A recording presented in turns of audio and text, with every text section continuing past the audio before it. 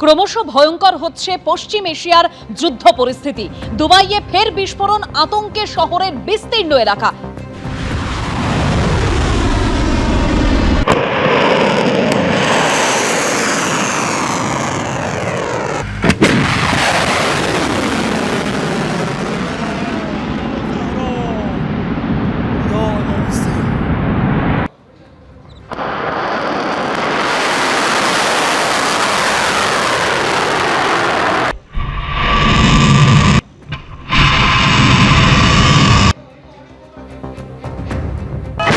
America ইসরায়েলের আক্রমণের প্রত্যাঘাত ইরানের।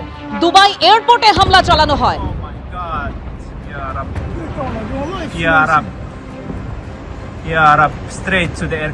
ফের ক্লাস্টার মিসাইল দিয়ে ইসরায়েলের উপরও হামলা চালায় ইরান। তেল আভিভে হামলা চালিয়েছে ইরান। ইরানের মিসাইল হামলায় ব্যাপক ক্ষয়ক্ষতি হয়েছে তেল আভিভে।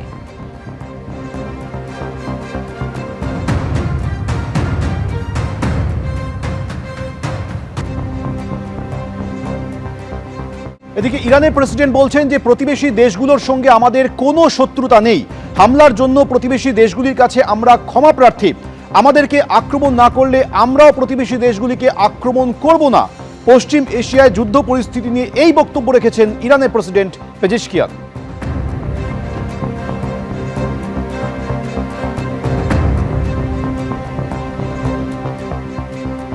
এখন একটা আওয়াজ আসছে ইরানের থেকে, যারা গালফ কান্ট্রিকে অ্যাটাক করবে না, খালি ইসরায়েল এবং আমেরিকাকে অ্যাটাক করবে। এবং যদি এটা হয়ে থাকে যে ওনাদের প্রেসিডেন্ট, আপনি যেটা বলছেন নিশ্চয়ই এটা হয়েছে যে প্রেসিডেন্ট বলেছেন, তাহলে সেটা একটা অন্য দিগন্ত দিচ্ছে। তাহলে ইরান তাদের সমস্ত শক্তি এক জায়গায় করছে, একত্র করছে আমেরিকার জন্য। এবং ইরানের কিন্তু অনেক শক্তি ক্ষয় হয়েছে, কিন্তু জিদ এবং কিছু শক্তি মরণ কামার দেওয়ার জন্য এখনো অবশিষ্ট আছে। এবং সেখানে উদ্যম বা প্রতিঘাত করবার কোনো আমরা দেখতে পাচ্ছি না যে তারা সারেন্ডার করে দেবে এরকম কিছু এক্ষুনি। ইরানের সঙ্গে আমেরিকা ইসরায়েলের যুদ্ধে কি পরোক্ষে জড়িয়ে পড়ল রাশিয়া?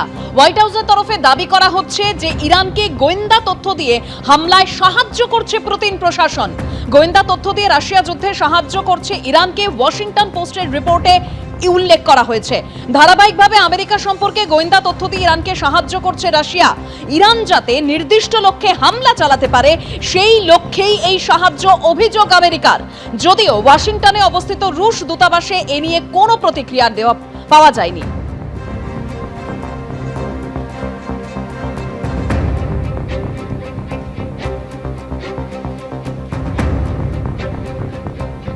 যুদ্ধ শুরুর পর আজ অষ্টম দিন পশ্চিম এশিয়ার পরিস্থিতি আরো ভয়াবহ আকার নিয়েছে। ইরানে লাগাতার ভারী বোমাবর্ষণ করছে আমেরিকা এবং ইসরায়েল। তেহরানের মেহরাবাদ আন্তর্জাতিক বিমানবন্দরে লাগাতার বোমাবর্ষণ।